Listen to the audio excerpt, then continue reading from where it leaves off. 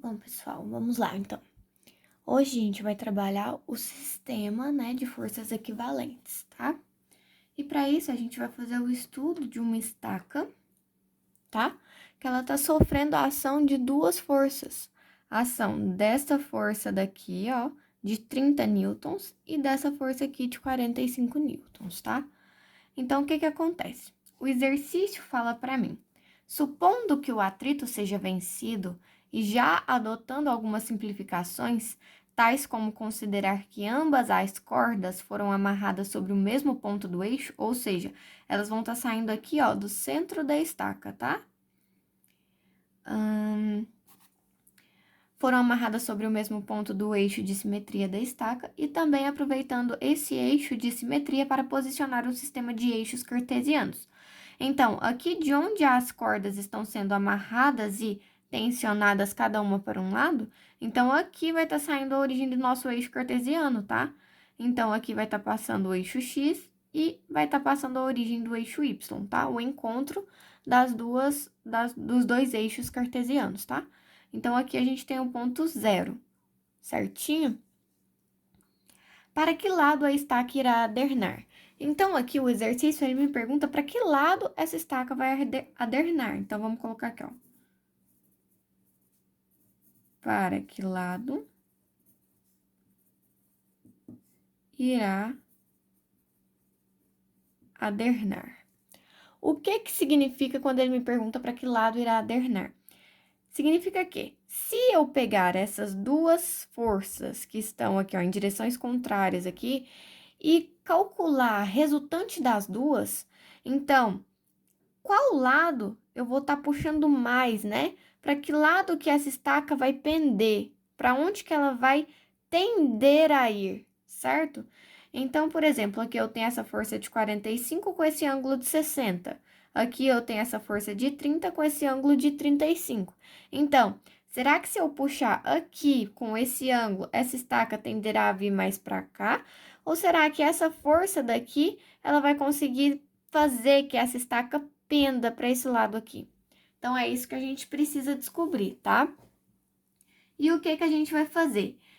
Em primeiro lugar, a gente precisa passar a nossa calculadora para grados. Por que que a gente vai passar para grados? Porque quando a gente trabalha com grados, a gente trabalha de uma maneira mais fácil e mais simplificada com os nossos graus, tá? É como se na regra dos grados, né? Em vez da gente obter 90 graus aqui, a gente teria 100. Ou seja, a gente vai simplificar, vai facilitar a leitura, certo? Então, vamos trabalhar com grados aqui, ó. Como que a gente faz isso? Nessa calculadora aqui, ó, a gente vai pegar Shift, Mode, né? E vai apertar a opção 5, de GRA. Então, aqui a gente já tá trabalhando grados, tá? Então, essa a gente já fez, né? Já arrumou nossa calculadora. E agora, o que que a gente vai fazer? O que que a gente precisa para a gente achar, ó, uma força resultante? A minha força resultante vai ser a força que eu encontrar resultante desse lado, mais a força desse lado. Então, eu vou pegar desse lado aqui, ó, e vou chamar a minha força de F1, certo? E a minha força desse lado aqui, eu vou chamar ela de F2, só para separação mesmo e caracterização das nossas forças. Então, a minha força resultante total do sistema vai ser a minha F1 mais a minha F2, certo? Então, a gente vai descobrir essa força resultante aqui. E agora, o que que a gente vai fazer? A gente vai determinar quem é o F1 e quem é o F2, tá? Então, aqui, ó, o meu F1 vai ser quem? Vamos analisar, então, aqui a nossa parte aqui, o nosso F1, tá? Deixa eu arrumar aqui que tá balançando um pouco. Então, tá. Vamos analisar o nosso sistema aqui, então. Eu tenho essa força puxando aqui, então eu vou ter uma força em X aqui, ó, quando a gente for decompor as nossas forças, tá? Então, eu vou ter essa força em X aqui. na decomposição das nossas forças. Então, vou chamar essa força aqui de F1 de x. Consequentemente, para a gente formar essa força aqui, ó, a gente vai ter o quê? Uma força para cima, certo? E eu vou chamar essa força aqui de F1 de y, tá? Então, o que que vai acontecer? Ó, quando eu traço uma reta aqui, ó, pra gente determinar e trabalhar com os ângulos aqui nesse F1 de y, o que que eu vou ter? Eu vou supor que essa linha aqui, ó, ela tá substituindo essa linha de x minha, certo? Então, aqui, tá vendo que ela pega o eixo de x até a nossa hipotenusa, que a gente vai chamar essa aqui de hipotenusa, ó, tá vendo? Então, aqui vai ser a mesma coisa, ele vai pegar essa linha aqui de x e pegar essa daqui, ó. Então, a gente vai espelhar este ângulo, que ele vai ficar aqui. Então, com isso, a gente vai saber que o nosso F1 de y vai estar sendo trabalhado, né? O nosso seno, e o nosso F1 de x vai ser trabalhado com o nosso cosseno, certo? Então, como que a gente vai fazer isso, ó? O F1, então, ele vai ser meu F1 de x mais meu F1 de y, tá? E agora, vamos determinar quem que é o F1 de x e quem que é o F1 de y. Então, meu F1 de x, ele vai ser quem? Eu acabei de falar para vocês que ele vai ser o cosseno, né? Então, vamos colocar aqui. Cosseno de 60 vezes a hipotenusa. Quem que é a hipotenusa? Os nossos 45 newton, né? Só que o que que acontece, gente? Prestem bem atenção. Da esquerda para a direita, segue o meu eixo de x, certo? Aqui é o meu ponto zero. Então, para a direita, eu tenho os meus números positivos, e à esquerda de zero, a gente tem os números negativos. Então, esse F1 de x aqui, ele vai ser negativo. Então, vou colocar ele aqui. Então, isso daqui, quando eu inverto, né, jogo o sinal para cá, para o resultado, eu vou ter que a minha resposta vai ser menos o cosseno de 60 vezes 45. Então, vamos ver aqui, ó. Cosseno de 60 vai ser este valor, ó, vezes 45, 26,45. Então, eu vou ter menos 26,45 newtons, tá? Para F1 de x. Agora, a gente vai fazer a mesma coisa para y, tá? Esse y aqui. Então, a gente vai ter que F1 de y vai ser igual. O F1 de y aqui, ele não tá de frente para o ângulo. Se ele está de frente para o nosso ângulo aqui, então a gente vai estar trabalhando o seno, tá? Então, seno de 60 vezes 45. Então, meu F1 de y vai ser... Por que que ele é positivo? Porque ele está no sentido positivo aqui de y, tá? Então, meu F1 de y vai ser seno de 60 vezes 45, que vai ser 36,41. Então, 36,41 newtons. Pessoal, aqui, ó, a gente tá trabalhando o eixo cartesiano e a gente tá trabalhando duas direções do eixo, certo? Então, em x, eu vou ter o quê?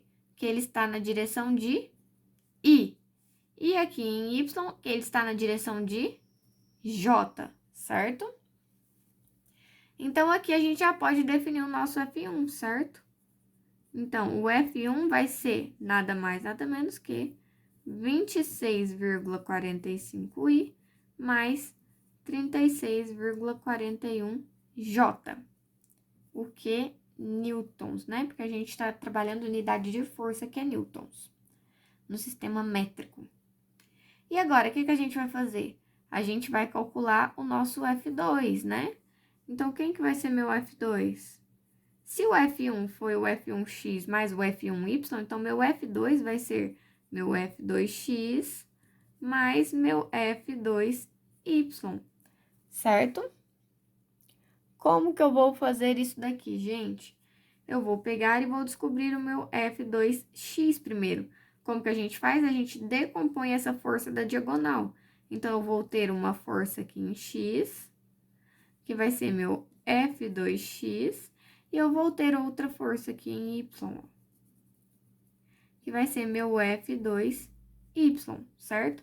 Aqui eu vou decompor aqui da mesma forma, ó, como se tivesse um X. E vou espelhar este ângulo aqui, ó. Aqui vai ser 35, tá? Então, meu F2x vai ser igual a quanto? Ele tá acompanhando o meu ângulo aqui, não é? Se ele acompanha o meu ângulo, quer dizer que eu estou trabalhando o cosseno. Então, vai ser cosseno do ângulo de 35 graus vezes a nossa hipotenusa, que é a força de 30 newtons. Então, meu F2x vai ser igual a cosseno de 35 vezes 30, que vai ser igual a 25,58. Ó, 25,58, o quê? Ele tá na direção de I, newtons. E agora, vamos fazer o mesmo aqui pro nosso Y, tá? Se aqui, ó, em X vai ser meu cosseno, quem está de frente para o ângulo aqui, ó, é meu F2 de Y. Se ele está de frente, então vamos trabalhar o cosseno. Aliás, desculpa, o seno. Então, seno de 35 vezes 30. F2 de Y é igual seno de 35 vezes 30, que é igual a 15,67. O que? Ele está em qual direção? Ele está na direção de J, né? Com isso, a gente definiu também o nosso F2. Quem que é o nosso F2? 25,58i mais 15,67J, certo? Então, aqui a gente definiu o nosso F1 e o nosso F2, tá? Sabendo disso, o que que a gente vai fazer? A gente vai... Opa, deixa eu chegar aqui um pouquinho pra cima para todo mundo conseguir ver.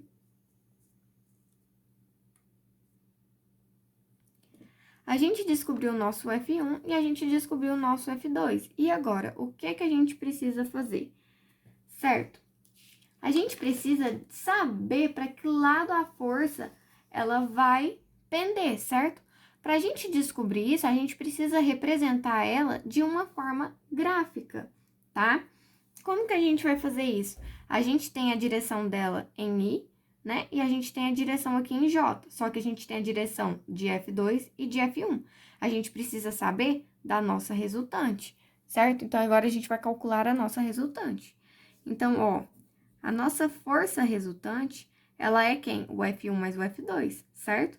Quem que é meu F1? Meu F1 é menos 26,45i mais 36,41J, certo? Mas aqui a nossa força é F2. Então, quem que é a nossa força F2? Deixa eu arrumar aqui. Quem é a nossa força F2?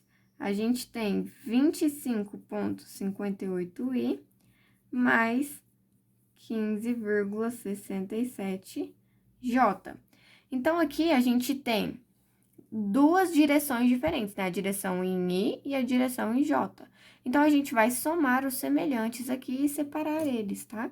Então, a minha força resultante, ela vai ser menos 26,45 mais 25,58 e isso tudo mais 36,41 mais 15,67J.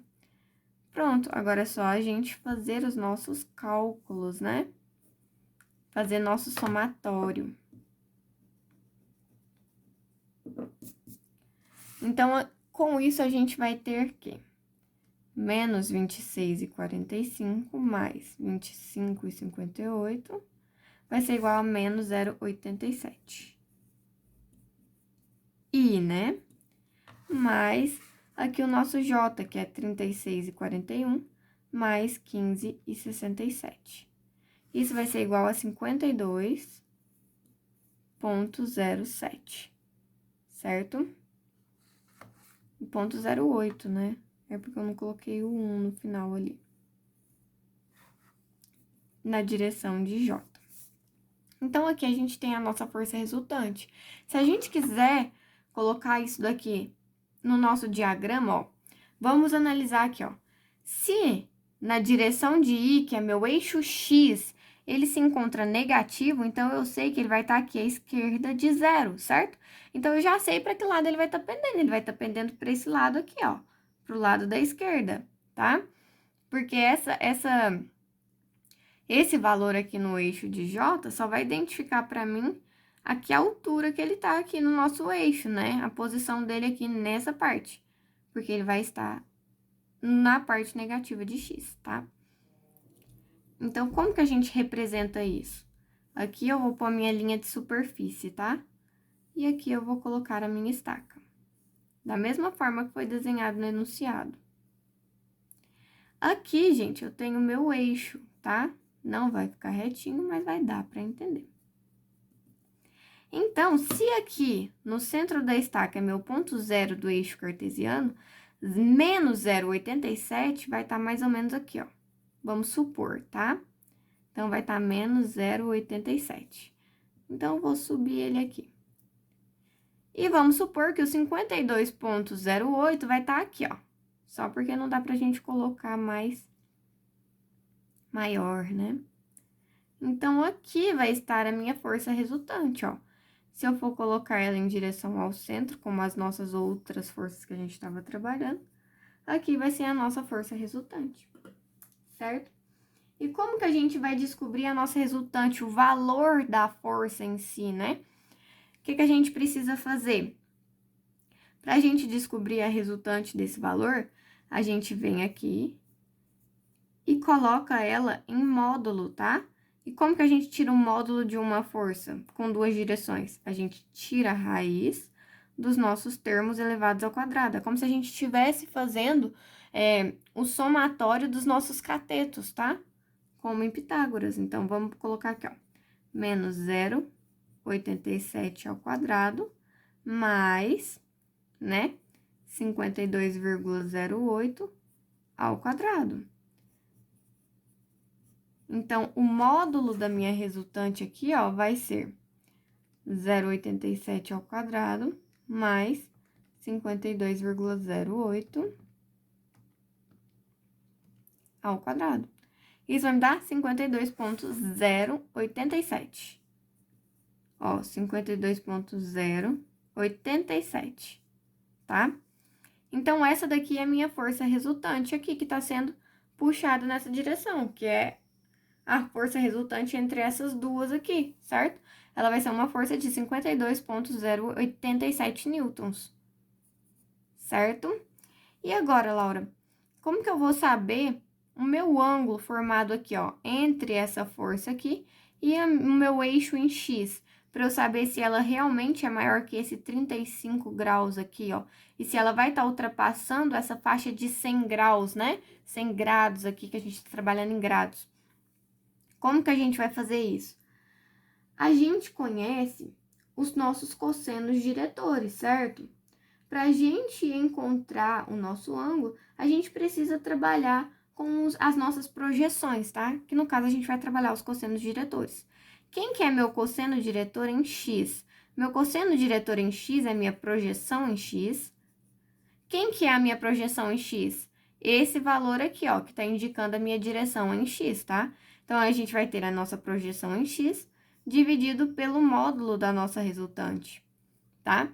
A resultante a gente já achou, então a gente vai pegar simplesmente a nossa projeção em X. Então, o que que a gente vai ter aqui no nosso cosseno diretor em X? Menos 0,87 dividido por 52,087, tá? Então, nosso cosseno diretor em X vai ser 0,87 dividido por 52,087. Isso vai me dar 0,0 menos, né? 0,0, vamos por 167. E aqui o nosso cosseno diretor em Y, que é a nossa projeção em Y, dividido pelo nosso módulo da resultante. O Quem que é a nossa projeção em y? 52,08. E a nossa resultante? 52,087. Então, a gente vai ter 52,08 dividido por 52,087. Que vai ser 0,999. 8, né? 9998. Então, tá aqui. Como que a gente vai descobrir esse ângulo θ aqui, ó? A gente tem os cossenos, certo? Então, vamos descobrir aqui, ó, o cosseno em x, o cosseno diretor x, que é essa medida de θ aqui, tá? Essa projeção aqui do cosseno diretor em y, ele vai descobrir para mim, ó, dessa resultante até o nosso eixo y, tá? Vamos descobrir aqui, então, a nossa resultante, né? Da nossa resultante até o nosso eixo x. O que a gente vai fazer, pessoal, para descobrir esse ângulo? Cosseno, né? Cosseno de θ, né? Em x é igual a quem? A menos 0,0167. Como que a gente vai fazer isso?